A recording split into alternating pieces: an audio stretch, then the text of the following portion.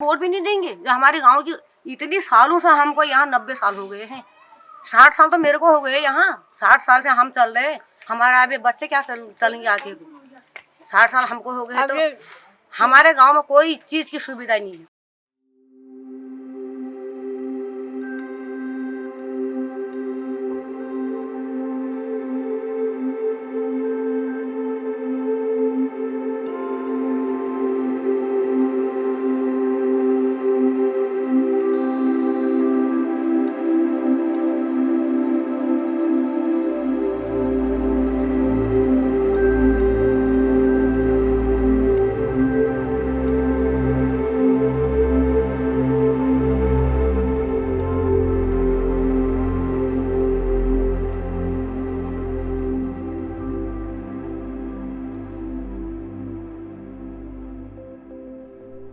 दोस्तों, बारामासा की election cover कर रही टीम अभी कॉर्बेट नेशनल पार्क के अंदर है और इस पार्क के अंदर कुछ गांव हैं, वन गांव हैं। अभी हम हैं आम डंडा गांव में और हमारे साथ कुछ ग्रामीण हैं यहाँ के। हम उनसे आपकी मुलाकात कराएंगे। असल में ये ऐसे ग्रामीण हैं जिनके पास अपनी पंचायतें नहीं हैं। तो पंचायतें नहीं हैं तो उससे जुड़ी तमाम सुविधाएँ जो सरकार की तरफ से आती हैं वो सुविधाएँ भी इन गाँवों में नहीं हैं।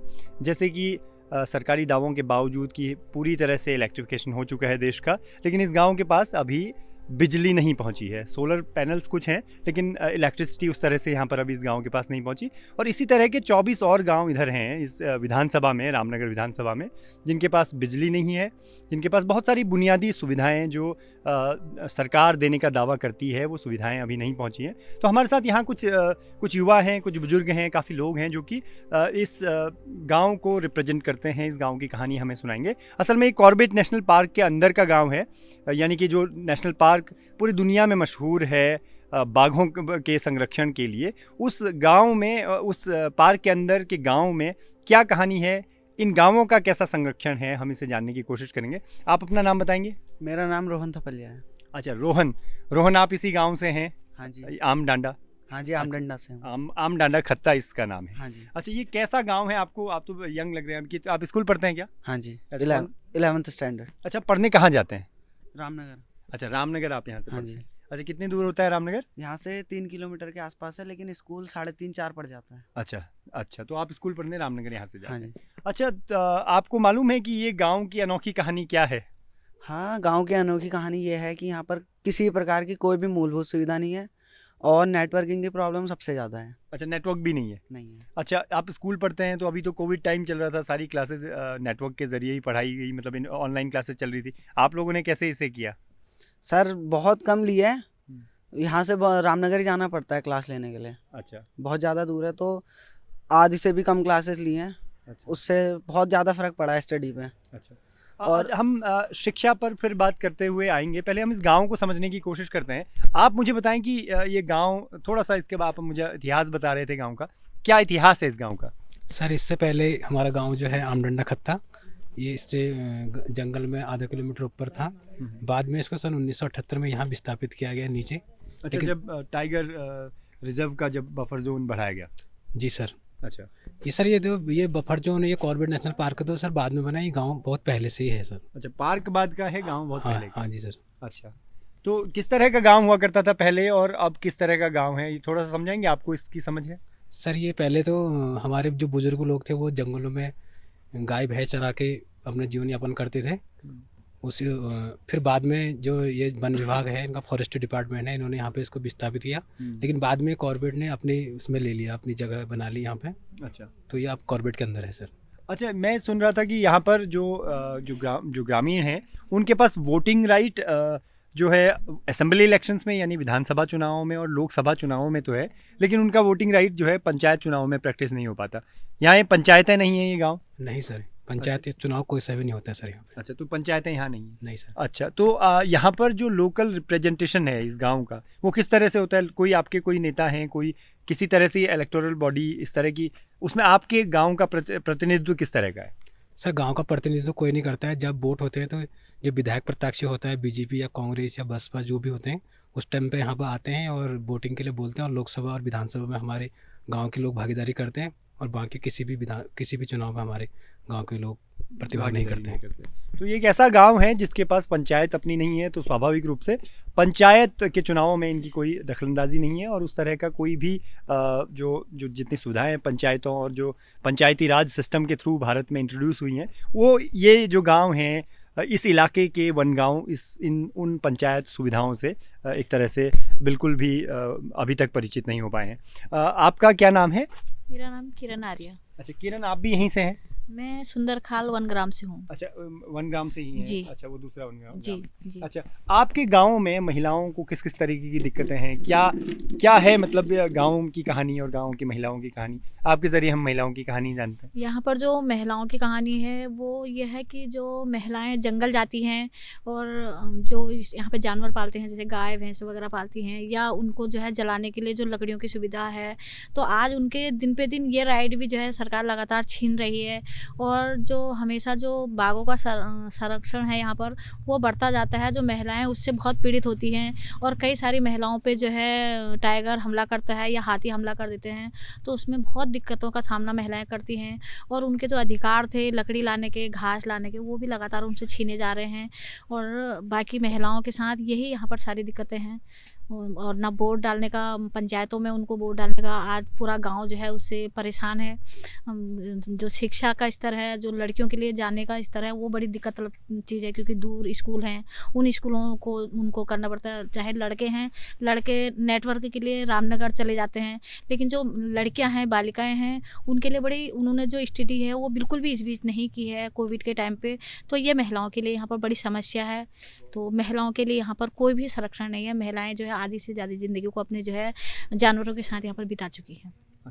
अच्छा, और जैसे आपने बताया कि यहाँ पर महिलाओं के लिए बुनियादी सुविधाएं नहीं है और लड़कियों को तो ये भी दिक्कत होती है कि वो जब अभी कोविड टाइम पे पूरा ऑनलाइन क्लासेस चल रही थी तो वो तो क्लासेस वगैरह भी उनकी नहीं रही।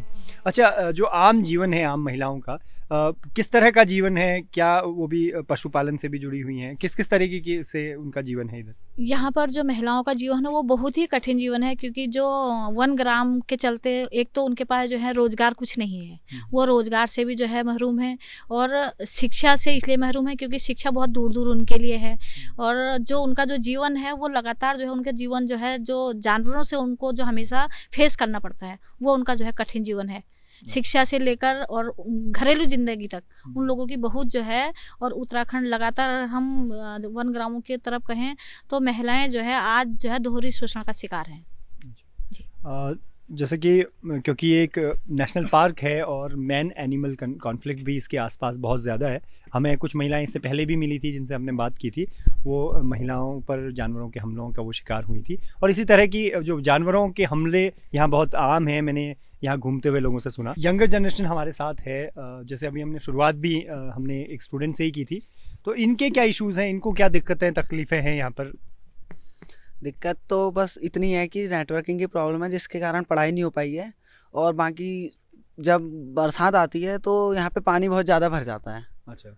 जिसके कारण चलने में भी बहुत दिक्कत होती है। यहाँ पे कीचड़ वगैरह बहुत ज़्यादा हो जाता है।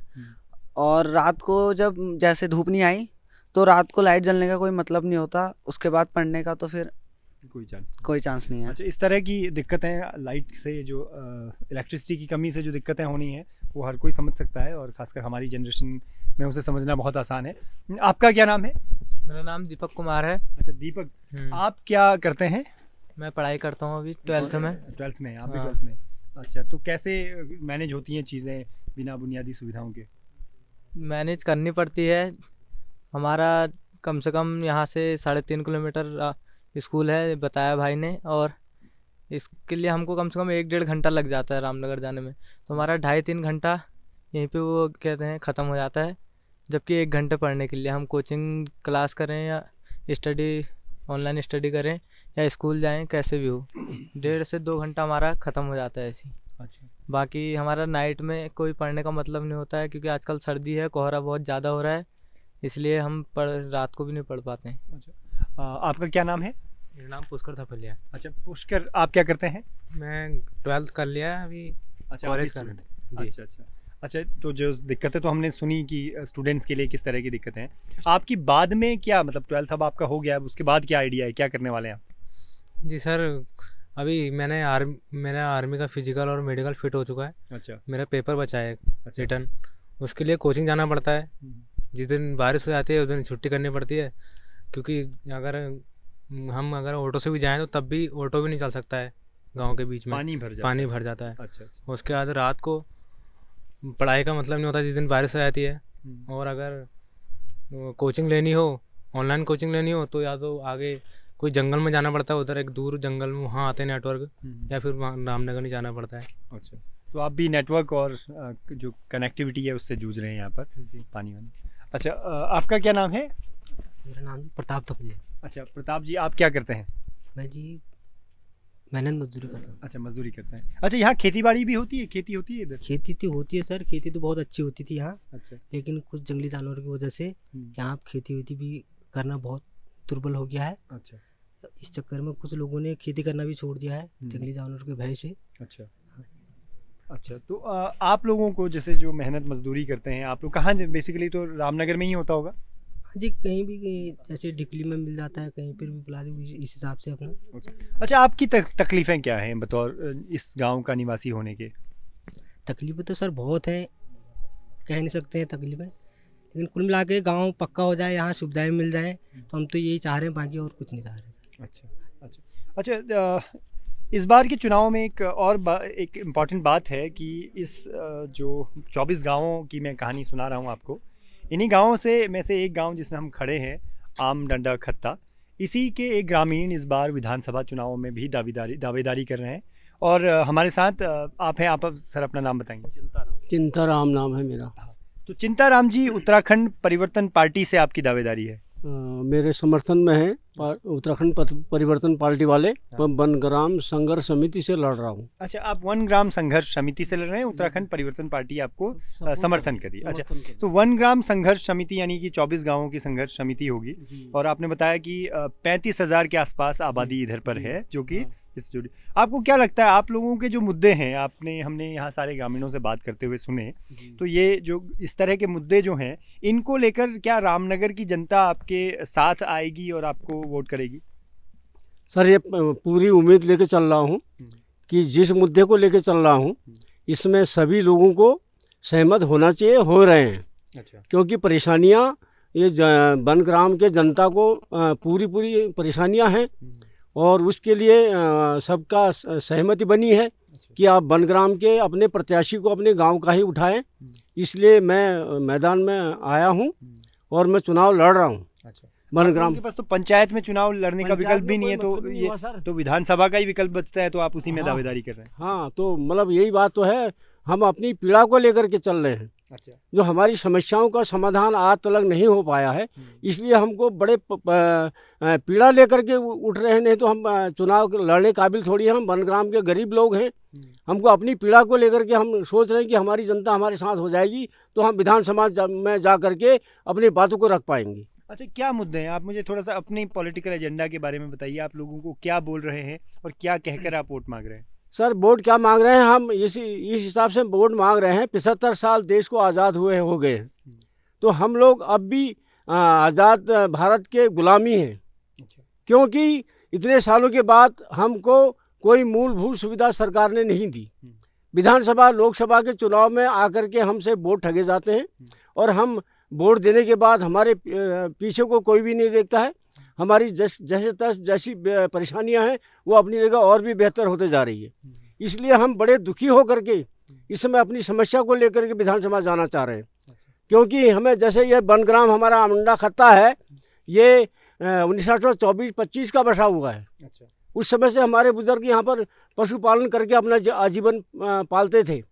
तो 1978 में ये वन विभाग वालों ने हमको एक जगह से दूसरी जगह विस्थापित कर रखा है। अच्छा, और हमें 1 एकड़ ज़मीन दे रखी है नाप के, तब भी उसके बावजूद भी हमको कोई मूलभूत सुविधा देने के लिए अब तक सरकार कोई तैयार नहीं हुई। इसका हमें बड़ा भारी दुख है। इस दुख को लेकर के हम चुनाव लड़ रहे हैं। अपने वनग्राम की जनता मुझे सपोर्ट कर रही है, इसलिए मैदान में खड़ा हो रहा हूँ चुनाव के लिए। मैं अपनी समस्या को सब सरकार के पास ले जाऊंगा, और ये जो भी समस्याएं हैं, ये हमारे मूलभूत सुविधा क्यों नहीं हो रही है, जबकि सर जो अभी इसी दौरान में 2014 से मोदी जी ने अनाउंस कर दिया था घोषणा कर दी थी कि जो जहाँ देश का नागरिक जहाँ बसा है वहाँ उसको मूलभूत सुविधा देनी चाहिए, बिजली, पानी, सड़क, सारी चीज़ें मिल जानी चाहिए। तो धरातल में यहाँ के कर्मचारी या नेतागिरी कहिए, विधायक कहिए, कोई भी जो यहाँ पर सांसद बनते हैं, तो उसके बाद कोई इस बात को नहीं देखता है। किसी ने उस बात को अमल ही नहीं करा। मोदी जी को कुछ समझा ही नहीं है। उनका आदेश था, उनकी घोषणा हो गई थी कि सबको दो, मगर हमको अभी पानी तलक नहीं मिल रहा है। हम अपनी नरक की जिंदगी निभा रहे हैं यहाँ पर। आपने जो अपने संगठन का नाम बताया, उसमें क्या सारे के सारे गांव के लोग मजबूती के साथ आप लोगों के साथ खड़े हैं? बिल्कुल खड़े हैं सर। हाँ, सबको परेशानियां हैं, अपने आप खड़े हैं, हो रहे हैं कि सब अपना सहमत हो करके, सहमति जता करके मुझे खड़ा कर रहे हैं। अच्छा, हाँ। अच्छा, तो अभी अगर आपने बताया कि आप यहाँ के गाँव की समस्याएं लेकर विधानसभा जाना चाह रहे हैं ताकि आप अपनी दावेदारी वहाँ अपने मतलब विधानसभा में जब आप खुद होंगे तो आप अपनी दावेदारी वहाँ पेश कर सकेंगे, अपनी मांगें रख सकेंगे। हाँ। तो आपको अभी उत्तराखंड में जिस तरह की पॉलिटिक्स चल रही है या हमारे रामनगर में भी जिस तरह की पॉलिटिक्स चल रही है, उसमें बहुत कद्दावर नेता और बहुत सारे संसाधनों के साथ लड़ रहे नेता शामिल हैं। अभी तो हरीश रावत खुद इधर से इलेक्शन लड़ रहे थे, हालांकि अब वो नहीं लड़ रहे हैं। लेकिन जब इतने बड़े बड़े नेता इलेक्शन लड़ रहे हों, जब इतने संसाधनों वाले इलेक्शन लड़ रहे हों, तो आपको उम्मीद होती है कि मतलब ये आप भी दावेदारी करें और आप उनसे जीत पाएंगे किसी तरह? बिल्कुल, मैं पूरी उम्मीद रख के चल रहा हूँ सर। वो इन नेताओं से हम आगे बढ़ के जीतेंगे। अच्छा, जो हमारी समस्या अगर हमारी जनता ने समझ ली है ना, तो हम बिल्कुल जीत के जाएंगे। हाँ, हमें धन दौलत से कोई मतलब नहीं है। हम गरीब पार्टी है, हम पैदल चल रहे हैं, अपनी पीड़ा को सरकार तक ले जाएंगे। हमारे साथी, हमारे वनग्राम वाले सहमति से हमको उठा रहे हैं, तो हमें किसी बात की परवाह नहीं है, किसी नेताओं की परवाह नहीं है, जिन्होंने हमको आता चलते गए। हाँ। तो दोस्तों, आप लोगों ने देखा कि किस तरह से कॉर्बेट नेशनल पार्क, जो कि इंटरनेशनली काफ़ी मशहूर पार्क है और दुनिया के बहुत महत्वपूर्ण काम में एक तरह से मशगूल पार्क है बाघों के संरक्षण के, लेकिन उसके इर्द गिर्द उसके बफर जोन में रहने वाले गांवों की कहानी भी दरअसल उतनी ही दुर्भाग्यपूर्ण है। और उनकी अपने तरह के इश्यूज़ को लेकर उनके बीच से ही एक रिप्रेजेंटेशन के लिए एक उम्मीदवार इस बार विधानसभा चुनावों में है और रामनगर की सीट से उन्होंने दावेदारी पेश की है।